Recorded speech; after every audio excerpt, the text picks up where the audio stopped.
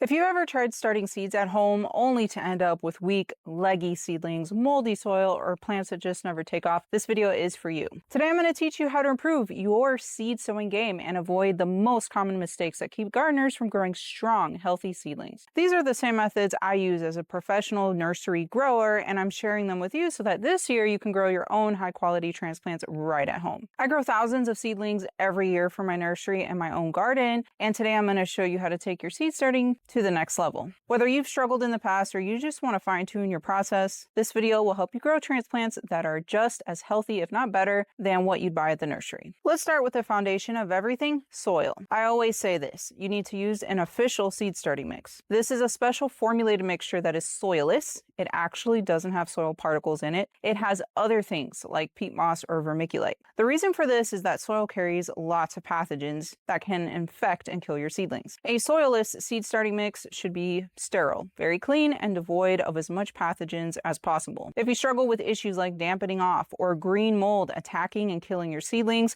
try using seed starting mix to see if that helps. Also, seed starting mix is very fluffy, so the seedlings can expand their roots easily to help with growth. You can find seed starting mix at the store, but I'm shocked at how expensive it is. A tiny bag easily costs $8 or more, and I don't know about you, but I need a lot of it, and that gets expensive fast. The solution is to make your own. Here's the recipe I use to make a huge batch of seed starting mix. In a wheelbarrow, mix equal parts of a growing medium or substrate, this can be peat moss or cocoa coir, with equal parts of an ingredient to help with drainage and aeration like perlite or vermiculite. If you have some, add a few handfuls of worm castings to the mix. It is a very gentle fertilizer to give your seedlings a boost. Mix it all together until it's light and crumbly. You don't want heavy soil that can suffocate roots and retain too much moisture. A bonus tip if you struggle with dampening off, mold growth, or even fungus gnats, which are tiny flies that infest the soil. Once you've filled your trays or containers, sprinkle a thin layer of sand or vermiculite over the surface. This simple trick keeps the tops dry,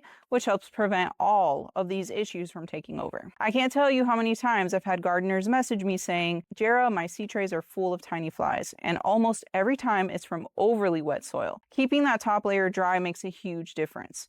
Also, it's unfortunate, but sometimes when you buy soils from the store, they are already infected with the fungus gnats, so that is why I advocate for making your own seed starting mix if possible. Next up, let's talk about light. This is one of the biggest reasons why your seedlings are weak and slow growing. As soon as anything germinates, it needs light to photosynthesize. This is how a plant produces energy to be used to grow. Not enough light causes legginess, thin and weak seedlings that are stretching towards the light source. That is a classic sign they are not getting enough light. Think about the plant you're growing. Let's use tomatoes and peppers as an example. Both of these crops need full sun, which is 8 hours or more per day when they are growing outside. The seedlings require this too. I guarantee you, if you put your tomato or pepper seedlings by a window in your house, it is not getting 8 hours or more of full direct sun. The solution is to add supplemental light. The cheapest option is to use LED shop lights that are 5,000 kelvins or higher for the daylight range. I typically find the 4-foot long shop lights at Walmart or Harbor Freight for $20 each. But if you ask a professional like me with a plant nursery, official grow lights are going to give you far superior results. Switching from shop lights to grow lights was one of the biggest game changers in the health and quality of my transplants. A lot of people ask me if you really need to buy official grow lights or if the regular LED shop lights in the daylight range will work. And yes, you can grow seedlings under regular LED shop lights, but there's a big difference in the quality of light your plants are getting. Daylight LEDs only provide part of the color spectrum, mostly the blue and green light wavelengths. That's good for leafy growth and keeping seedlings compact, but it's not the full picture. Plants also need red light to build strong roots, develop thick stems, and eventually produce flowers and fruit. Full spectrum grow lights, on the other hand, mimic natural sunlight. They include blue, red, and even some far red and UV light, which helps plants grow healthier, stronger, and more balanced overall. When I switched to full spectrum grow lights, I immediately noticed my seedlings had darker green leaves, the stems were thicker, and tolerated transplanting outdoors much better. They just looked healthier all around, and your garden harvest begins with healthy transplants, so it really does make a difference. Personally, I use Mars Hydro brand grow lights. I'm not sponsored by them or anything. I purchased them with my own money. I just really like how intense their lights are. I can put it at a full blast, which will make my tomatoes and peppers grow fast, or adjust it down to provide more gentle light for greens or herbs that prefer around 6 hours of light per day. Next, let's talk about warmth and humidity. Warm season crops like tomatoes, peppers, and eggplants germinate best when the soil temperature is between 75 and 85 degrees Fahrenheit. If the growing environment, ambient air is cool, that can seriously slow down germination or cause seeds to fail altogether. There are literally some seeds for veggies that are so temperature sensitive, they will wait, as in sit in the soil and not germinate until the soil temperature is where they like it. I put all of my seedlings for warm season crops or anything considered tropical on a heat mat to help induce germination. This is mandatory for me. It makes a huge difference. You'll notice faster, more consistent germination. The only exception to this are cool season crops. That's things like lettuce and anything in the brassicas family. They don't need warm soil to germinate. In fact, warm soil will mess up their germination. So don't use heat mats with those. I keep my seedlings on heat mats for about 1 or 2 weeks after they germinate just to make sure they are growing along. Then they don't need the extra heat anymore unless the ambient air is very cold. Maybe you're sowing the seeds outside and it's cold, or in your house that is colder than normal room temperature. I have another bonus tip for you all. I always recommend sowing seeds indoors because that will protect them from all the pathogens, pests, diseases, and harsh environmental elements that are outside. But you might not have space inside. The next best thing is to get a mini greenhouse that comes with a plastic covering that can zip shut. Place a bunch of heat mats at the bottom to warm up the entire unit. Humidity is different than soil temperature though, so let's discuss that. If you're trying to grow something that has a hard seed exterior, it can be difficult for the seedling inside to germinate and push through.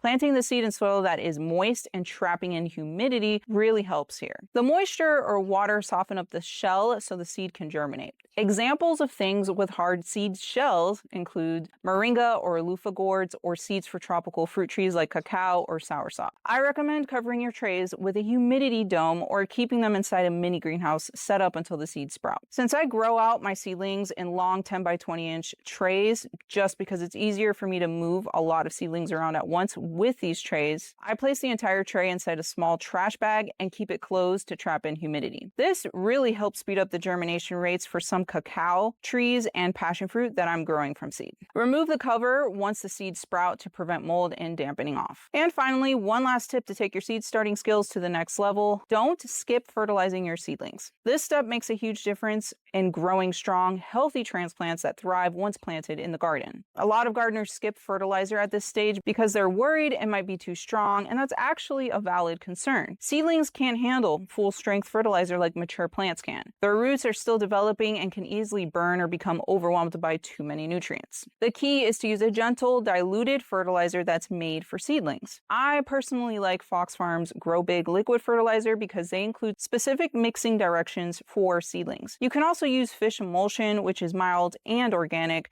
though it does have a strong smell.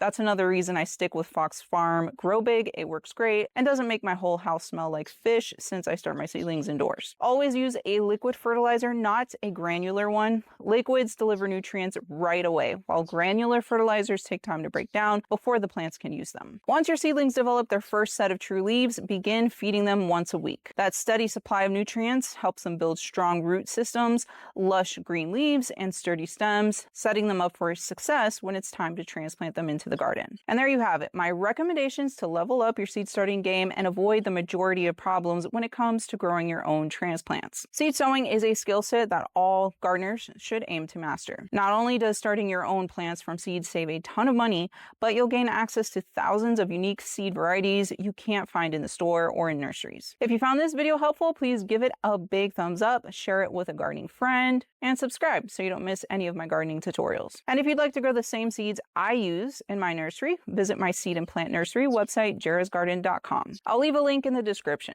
Thank you for watching and happy seed sowing.